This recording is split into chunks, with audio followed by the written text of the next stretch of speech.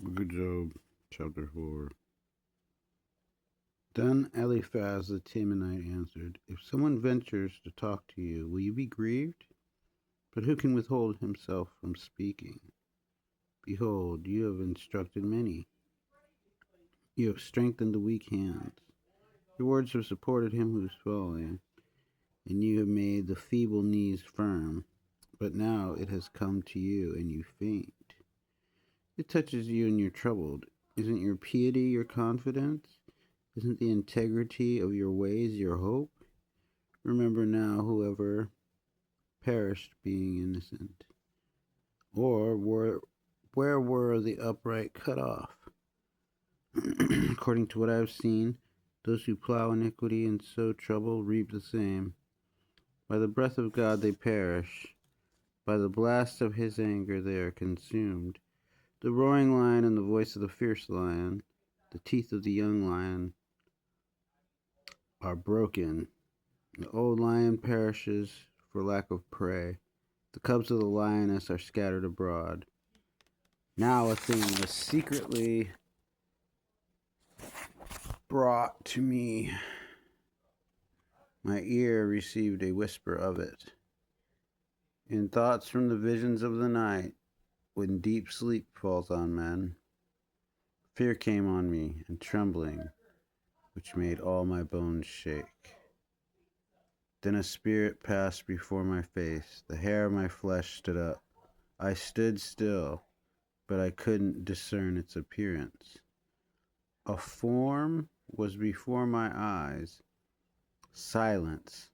Then I heard a voice saying, Shall mortal man be more just than God? Shall a man be more pure than his Maker? Behold, he puts no trust in his servants, charges his angels with error.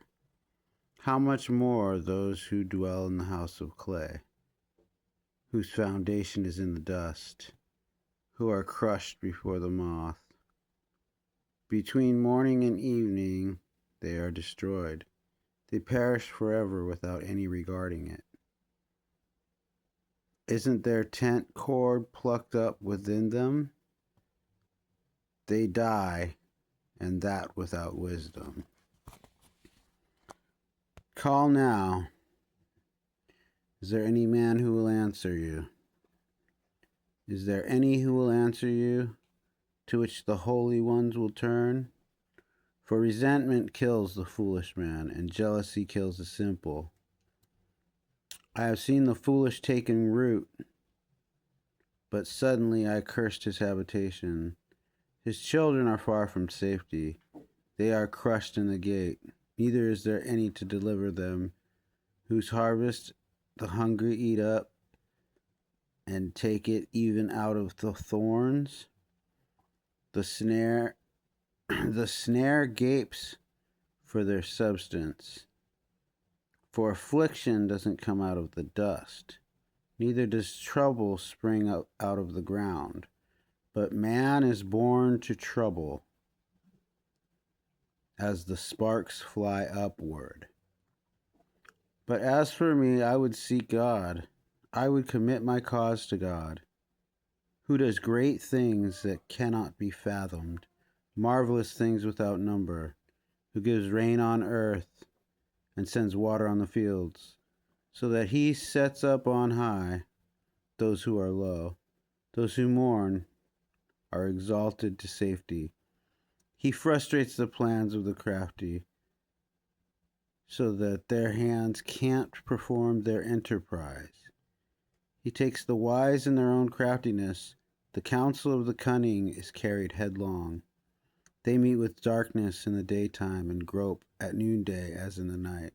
But he saves from the sword of their mouth, even the needy from the hand of the mighty. So the poor has hope, and injustice shuts her mouth. Behold, happy is the man whom God corrects. Therefore do not despise the chastening of the Almighty, for he wounds and binds up. He injures, and his hand makes whole. He will deliver you in 6 troubles, yes, 7. No evil will touch you. In famine he will redeem you, from death, in war, from the power of the sword. You will be hidden from the scourge of the tongue, neither will you be afraid of destruction when it comes. You will laugh at destruction and famine, neither will you be afraid of the animals of the earth, for you will be allied with the stones of the field. The animals of the field will be at peace with you. You will know that your tent is in peace. You will visit your fold, and you will miss nothing. You will know also that your offspring will be great. Your offspring as the grass of the earth. You will come to your grave in a full age, like a shock of grain comes in its season. Behold, we have researched it. It is so. Hear it and know. Hear it and know it for your good. Then Job answered, Oh, that my anguish were weighed and all my calamity laid in the balances. For now it would be heavier than the sand of the seas. Therefore my words have been rash. For the arrows of the Almighty are within me. My spirit drinks up their poison. The terrors of God set themselves in array against me. Does the wild donkey bray when he has grass? Or does the ox low over his fodder? Can that which has no flavor be eaten without salt? Or is there any taste in the white of an egg? My soul refuses to touch them. They are as loathsome food to me. Oh, that I might have my request, that God would grant the thing that I long for, even that it would please God to crush me, that he would let loose his hand and cut me off. Let it still be my consolation, yes. Let me exult in pain that doesn't spare, that I have not denied the words of the Holy One. What is my strength that I should wait? What is my end that I should be patient? Is my strength the strength of stones, or is my flesh of bronze? Isn't it that I have no help in me, that wisdom is driven away from me? To him who is ready to faint, kindness should be shown from his friend, even to him who forsakes the fear of the Almighty. My brothers have dealt deceitfully as a brook, as the channel of brooks that pass away, which are black by reason of the ice, in which the snow hides itself. In the dry season they vanish. When it is hot, they are consumed out of the place. The caravans that travel beside them turn away.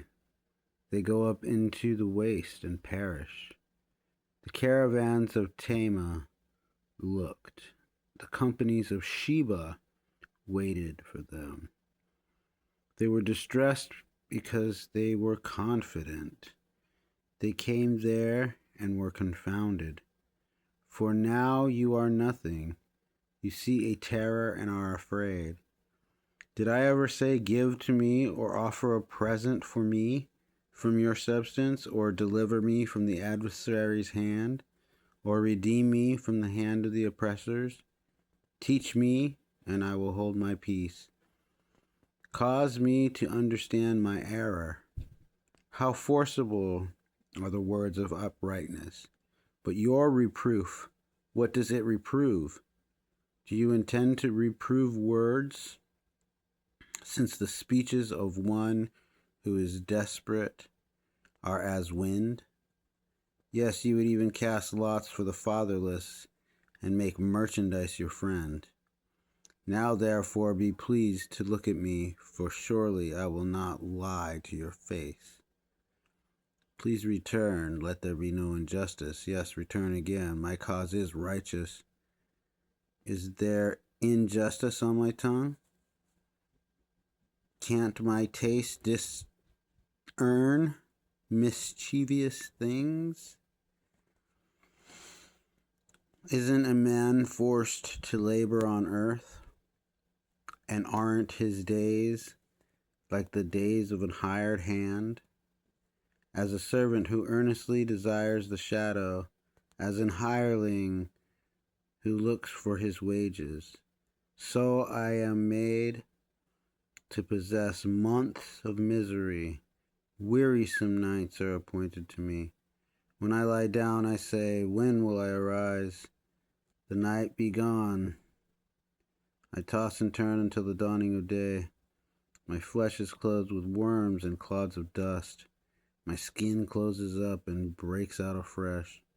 My days are swifter than a weaver's shuttle and are spent without hope. Oh, remember that my life is a breath. My eye will no more see good. The eye of him who sees me will see me no more. Your eyes will be on me, but I will not be. As a cloud is consumed and vanishes away, so he who goes down to Sheol will come up no more. He will return no more to this house, neither will his place be known to him any more. Therefore, I will not keep silent. I will speak in the anguish of my spirit. I will complain in the bitterness of my soul. And am I a sea or a sea monster that you put guard over me? When I say my bed will comfort me, my couch will ease my complaint, then you scare me with dreams and terrify me through visions, so that my soul chooses strangling, death rather than my bones. I loathe my life. I don't want to live forever. Leave me alone, for my days are but a breath. What is man that you should magnify him, that you should set your mind on him, that you should visit him every morning and test him every moment? How long will you not look away from me, nor leave me alone until I swallow down my spittle? If I have sinned, what do I do to you, you watcher of men? Why have you set me as a mark for you, so that I am a burden to myself? Why do you not pardon my disobedience and take away my iniquity? For now will I lay down in the dust. You will seek me diligently, but I will not be. Then Bildad the Shuhite answered, how long will you speak these things? Shall the words of your mouth be a mighty wind? Does God pervert justice? Or does the Almighty pervert righteousness? If your children have sinned against him, he has delivered them into the hand of their disobedience. If you want to seek God diligently, make your supplication to the Almighty. If you are pure and upright, surely now he would awaken for you and make a habitation of your righteousness prosperous.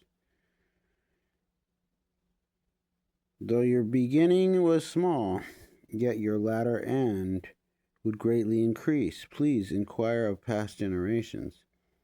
Find out about the learning of their fathers, for we are but of yesterday and know nothing, because our days on earth are a shadow. Shall they not teach you? Tell you and utter words out of their heart? Can the papyrus grow up without mire? Can the rushes grow without water? While it is yet in its greenness, not cut down, it withers before any other weed. So are the paths of all who forget God. The hope of the godless man will perish, whose confidence will break apart. Those who trust